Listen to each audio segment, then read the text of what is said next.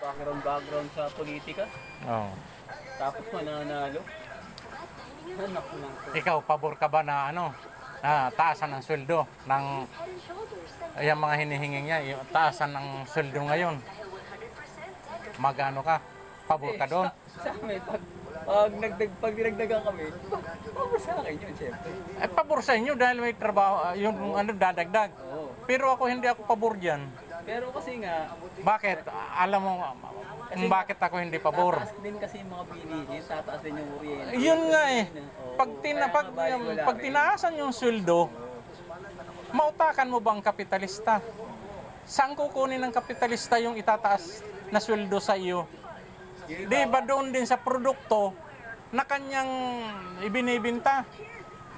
Yung mga ginagawa nilang produkto. O, sino ang mahihirapan? Parang yung halimbawa, Ang mahihirapan ng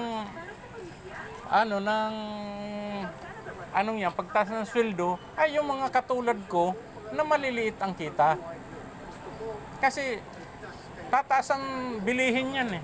Pag tumas ang sweldo, tataas yung bilihin. bilihin, kuryente, tubig. Yan. Lahat ng tataas. Kaya nga balik wala rin. Kaya hindi ako pabor doon sa tataas ang sweldo. Ang dapat daw talaga, Tingnan mo nung hingi ng taas ng sweldo ang mga manggagawa. Ano nangyayari sa Pilipinas? Diba, taas ng taas rin yung mga bilihin. wala rin eh. Hindi katulad sa ibang bansa.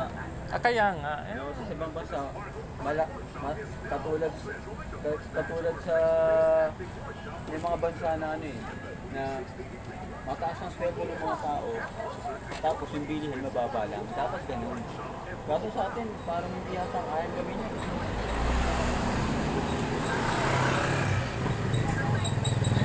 mahirap na bayan daw ang Pilipinas. Pero hindi, maniniwala ka bang mahirap ang Pilipinas? Kita mo nga nagsiksika na ang mga sasakyan dyan sa kalsada. Bakit sila nakakabili ng sasakyan kung mga mahihirap yan?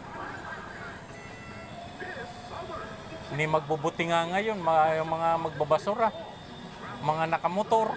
O ibig sabihin, hindi mahirap. Bakit patataasan yung